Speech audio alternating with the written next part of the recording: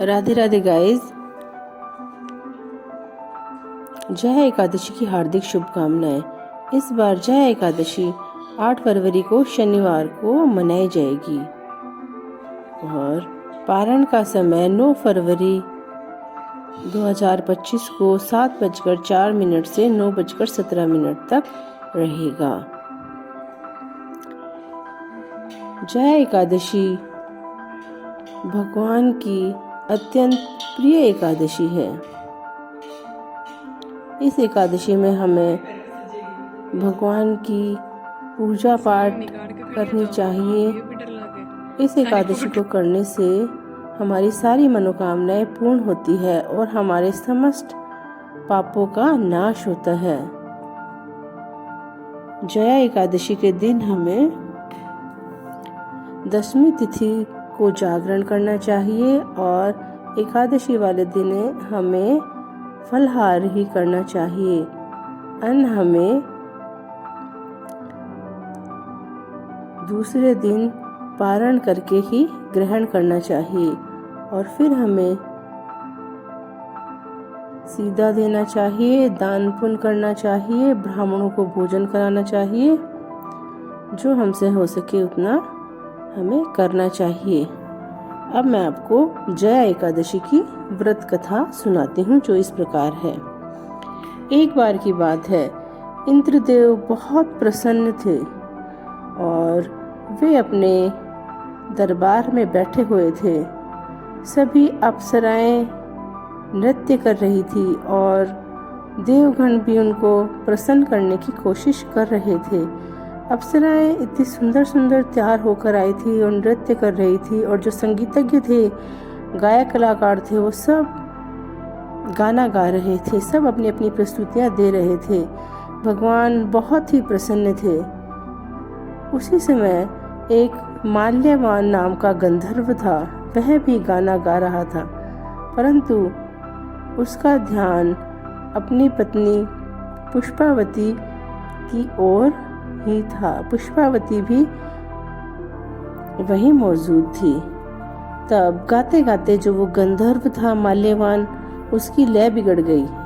लय बिगड़ने से जो इंद्रदेव थे वे बहुत क्रोधित हो गए, उनको बहुत गुस्सा आया। उन्होंने कहा, मूर्ख, तुम झूठा आडंबर कर रहे हो, मुझे प्रसन्न करने की कोशिश कर रहे हो, परंतु तुम मुझे प्रसन्न करना चाह ही नहीं रहे।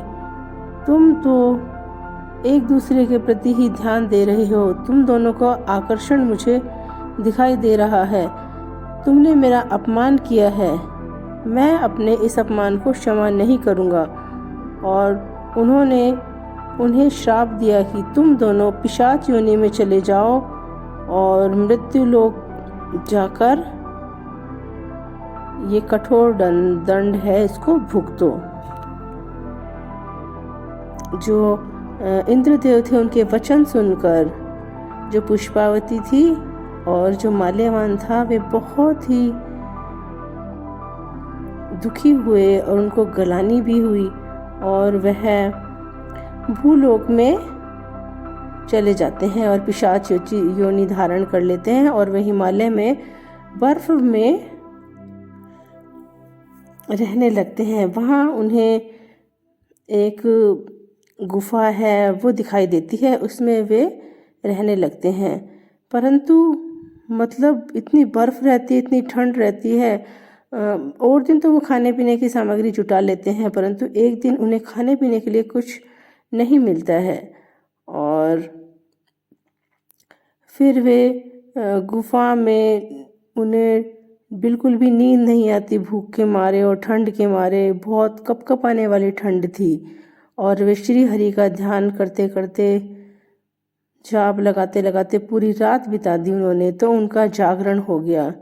इत्तेफाक से उस दिन एकादशी थी और एकादशी भी जया एकादशी थी, जो श्री हरि की अत्यंत प्रिय एकादशी है।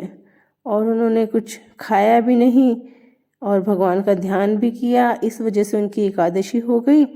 तब उन्हें जो पिशाच योनि है उससे मुक्ति मिल गई और उन्होंने वापस अपना पहले वाला जो उनका जो शरीर था वो धारण कर लिया। और आसमान से जो देवतागण थे उन्होंने पुष्पों की वर्षा आरंभ कर दी और वे वापस स्वर्ग लोग आ गए। तब इंद्रदेव को आश्चर्य हुआ। उन्होंने आश्चर्य से पूछा कि मैंने तो तुम्हें श्राप दिया था कि तुम पिशाच योनि धारण कर लो, पर तुम पिशाच योनि से इतनी जल्दी मुक्त कैसे हो गए। तब उन्होंने बताया कि हमने जया एकादशी के दिन कुछ खाया नहीं और भगवान का खूब ध्यान और भक्ति की, जिससे श्री हरि हम पर अत्यंत प्रसन्न हुए और उन्होंने हमें पाप मुक्त कर दिया और हमें वापस यह शरीर प्राप्त हुआ। ऐसा सुनकर इंद्रदेव ने भी उन्हें क्षमा कर दिया और वापस स्वर्ग लोक में रहने की अनुमति दे दी। हे श्री हरि विष्णु भगवान, आपने जैसी कृपा उन पर की वैसी ही सब पर कीजिएगा। बोलिए विष्णु भगवान की जय हो। Thanks for watching. इसी तरह की वीडियो के लिए मेरे चैनल को लाइक शेयर और सब्सक्राइब करें।